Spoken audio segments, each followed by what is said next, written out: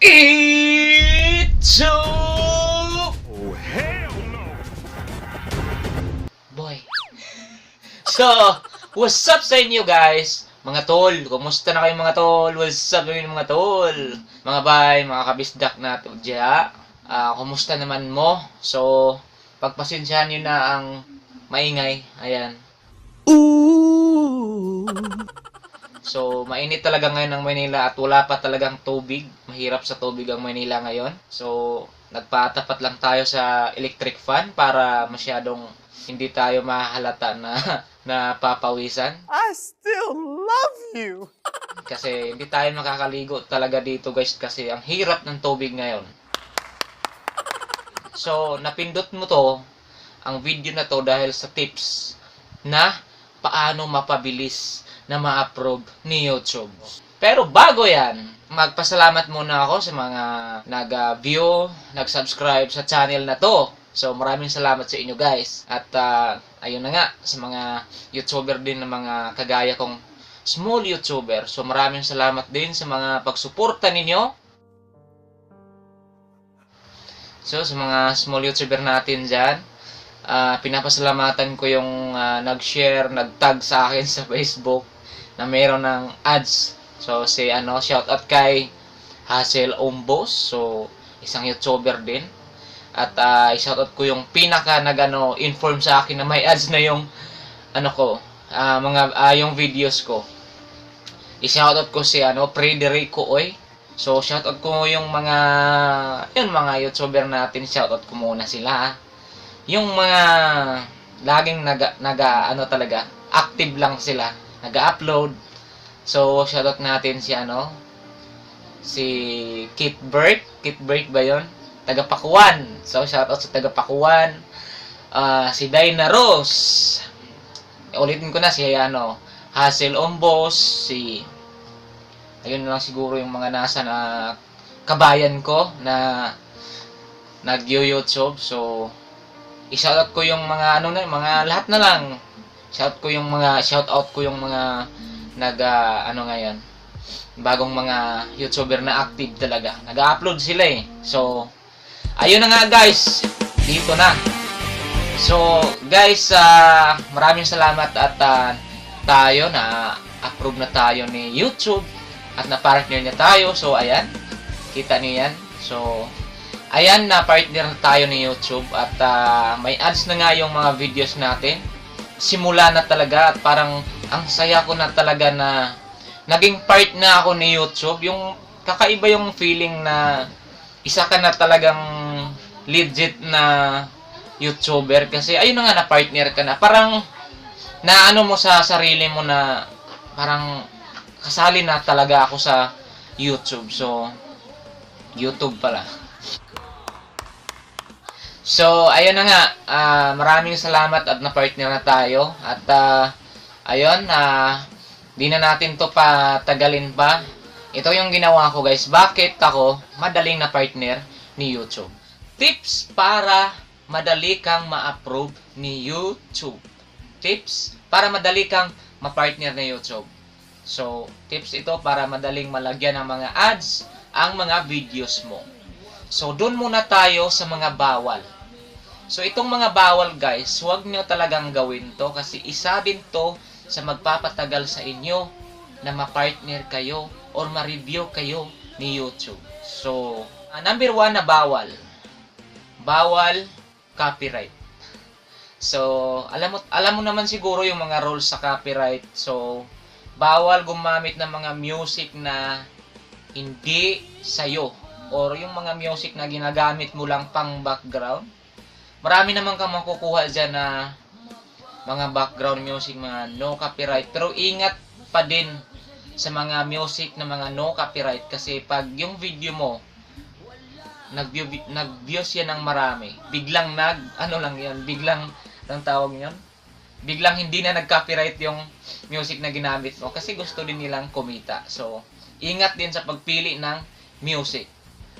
Doon tayo sa pangalawang bawal, yung paggamit ng sub to sub. Sub to sub. So nakita niyo yung iba sa mga comment section. So nakita niyo na hug to hug, anong tawag? Yun ang mga ginagamit nilang tawagan para hindi maano ni YouTube, para hindi ma-detect. Kasi si YouTube, English yan eh. So, parang sa atin, marami tayong mga tawag, di ba? So, sa YouTube, nadidetect niya pag may masad to sab yung mga ano na yan eh, parang alam na niya kung ano yung ibig sabihin niya. So, kahit ano si YouTube, mas advanced pa din tayong tao, di ba? Mas advanced tayong tao. So, si YouTube kasi, dididetect lang yan. Parang naka-program lang niya lahat. Siguro, para malaman yan, para madidetect lahat. So, ayun, madidetect talaga. So, ang ginawa ng iba, marami silang mga tawagan. So, like, sipain niyo ang bahay ko, suntukan tayo ng bahay, sundutan tayo ng bahay ko, dalawin niyo ang bahay ko. May mga terms sila mga ganyan, yung iba, di ba? Pero ako, hindi ako gumagamit niyan. Sa akin lang, sa live. Doon ako sa live. Sa mga nag-live, hindi ako nag-live, sa mga nag-live, doon ka makakuha ng maraming mga pwede mong mag-sub to sub kayo. So, pero, wag kang mag-iwan ng ano doon, parang okay lang, suportahan tayo guys, parang gano'n na. Suportahi ko ninyo. Sa Bisaya ba? So, ayun na nga guys, yun ang ginagamit ng iba para hindi ma-detect ni YouTube. Kasi isa yan sa bawal, ang sub to sub. Isa din sa guys, sa daming bawal ni YouTube yung nag-comment ka na, kakapindot mo pa lang ng video niya, sa pinapanood mo, nag-comment ka na ng first. Di ba uso yan? First comment, second comment, di ba? May mga ganyan. So, isa yan sa mga bawal. Dapat, nag-comment ka, napanood mo yung video to 3 minutes or 4 minutes, bago ka mag-comment doon sa video na doon. Kasi, yan ang isang bawal din. So, alam nyo na ngayon. Are you learning? Isa sa mga bawal guys, yung visit my channel, unsubscribe. Ayan, isang bawal talaga yan. Isa yan sa dahilan na matagalan ka ma-partner ni YouTube. Matagalan kang ma-review. So, sa akin guys, pagkapatong ko ng 1K subscriber, parang lumagpas lang ata siya ng mga ilang subscribe, mga 1,100 kasi under review na yung nakalagay eh. Kasi na-complete ko na yung 4,000 watts hours. So, under the review lang siya. Parang mga 1 week lang siguro siya. Na-approve na yung natin, pag-apply natin kay YouTube. Google AdSense pala. Na-partner na tayo ni YouTube. So, 1 week lang siya, na-partner na tayo ni YouTube. So, kasi wala akong nilabag guys sa yun. Yung mga sinasabi ko, hindi ko ginawa yan. Sa mga bawal, wala na ba akong nakalimutan. Basta yung mga bawal, yung sub to sub, huwag niyong gawin yon. Visit my channel, huwag niyong gawin yon kasi isang bawal din yan. At yung panonood ng video na hindi mo pa napanood, nagko-comment ka na, kakapindot mo pa lang, nag-comment ka na. So, bawal, isa din yan sa bawal. Ayun, mga copyrighted na mga re-upload. So, except kung Creative Commons, pwede naman sa under niyan siya eh. Fair use. So, Creative Commons, pwede mo siyang i-re-upload. Punta ka lang doon sa desktop site mo ng YouTube mo. Pindutin mo yung filter, may Creative Commons. So, yung lahat naman makikita mo sa Creative Commons, pwede siyang i-re-upload. Pero, naka-proper credit pa din. Isa din yan sa mga ginawa ng iba ngayon, yung mga mahiyain mag-vlog. So, isa sa ginawa nila, nag-upload lang sila ng video na hindi sa kanila. So, ayun, kumikita pa din sila kahit hindi sa kanila yung video. Nag-re-upload lang sila. Pero, pinipili nila yung mga Creative Commons na videos. Yun yung mga pwede mong i-re-upload. Pero, naka-credit pa rin sa kinukunan mo ng video. Paano mapadali? Ayan na talagang inaabangan nyo eh. Paano mapadali? So, paano mapadali? Ayun sinabi ko kanina na sipaan tayo ng bahay, suntukan tayo ng bahay, para sa subscriber yon. So, sipaan tayo ng bahay guys, suntukan tayo ng kiss niyo bahay ko, kiss niyo ako guys, kiss ko rin kayo. So, ayun mga term na ginagamit. may iba pa nga daw nabasa ko, tsupain nyo ako guys. So, ang dami na talaga. So, yun ang matindi. Hindi na talaga madidetect ni YouTube yun. So, ayun yung pagpapadami ng subscribers mo. Isa yan yung magko-comment ka doon. Pero wag mong gamitin yung sub to sub. Visit my channel, wag. Gamitin mo lang yung ibang term, yung suntukan tayo guys. Ganun, suntukan tayo ng bahay.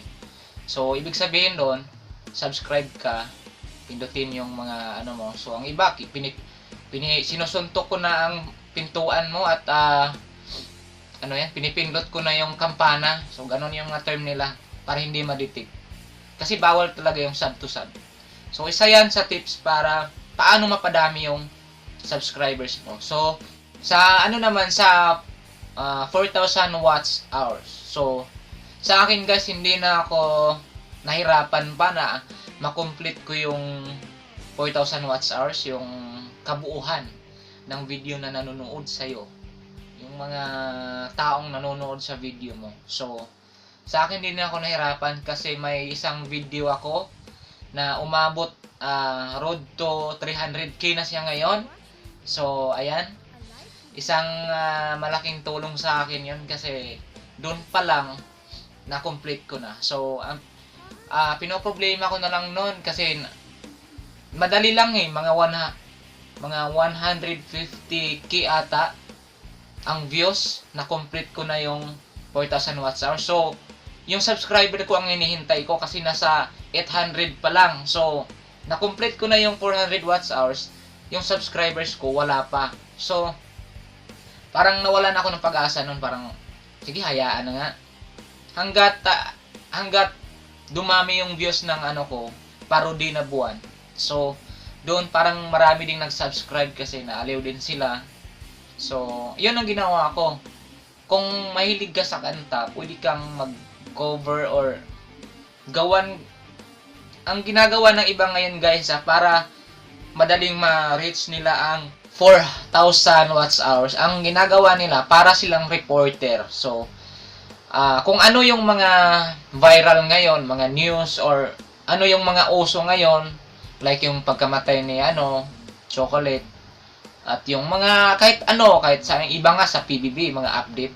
So, gumagawa sila ng update na parang sinusulat lang nila, ganon. Kasi bawal mag-re-upload ng video din eh. So, parang lang sila ng mga details na ayun pala, yung storya, like yung babaeng na binalatan. So, maraming gumawa nun. Kasi isa din yun sa makakatulong na mapadami yung maipon yung 4,000 watts hours. So, ayun ang ginagawa ng iba, parang reporter na sila. So, yun lang naman kadali paano madali yung pag-partner mo ni YouTube. So, wag lang lumabag sa mga rules na mga bawal para madali lang. Tulad sa akin, ang dali lang talaga. So, ngayon marami ng biniview ko sariling, ginamit ko yung ibang mga account ko sa YouTube. So, biniview ko nga yung videos ko. So, may mga ads na talaga siya. So, nag-start na talaga at parang feel ko na part na talaga ako ni YouTube. So, kailangan ko nang gumawa ng mga content or mga iba pang parody na hindi din copyright. So, sa mga kanta naman guys, i-recommend ko sa inyo, kung nagko-cover kayo, doon kayo sa mga like sa i-shoutout ko, malaking pasalamat ko sa Covers PH. So, siya yung gumagawa ng mga instrumental music. So, may vlogging channel din siya, nasa link niya. So, i-shoutout ko yung Covers PH dahil malaking tulong talaga na gumagawa siya ng mga instrumental. Hindi siya, guys, hindi siya, parang hindi makaka-copyright diretso yung mo. Although, parang, hindi naman talaga siya yung may-ari. Parang ginawan lang niya ng kasi ng iba kasi, pag ginamit mo yung ibang instrumental, may nakalagay na parang silent dun eh. Parang copyright na kaagad eh. Parang, yung naman talaga, pwede ka makopyright. Pero, pwede pwede pa yan pag-uusapan. So, ayun na nga, wala na siguro ako ng kalimutan. So, tingnan nyo lang ang ibang vlogs ko, ibang mga tutorial ko. I-link ko dyan sa baba, may mga tutorial ako paano tanggalin ang mga copyrights, mga paano magsimula sa YouTube. So, nandun sa channel ko. So, hanapin nyo na lang. Dalawa ang channel ko. So, ililink ko diyan sa description or sa comment. So, mag-comment na lang din kayo at kung nakatulong ang video na to, i-subscribe nyo niya para sa iba pang ano, at tanong na lang kayo, mag-comment na lang kayo para i-try natin na masagot yan hanggat saan ang kaya natin. So, kung anong nalalaman ko, isi-share ko din sa inyo. So, God bless sa inyong lahat mga tol. Hanggang sa muli. Subscribe. Let's go.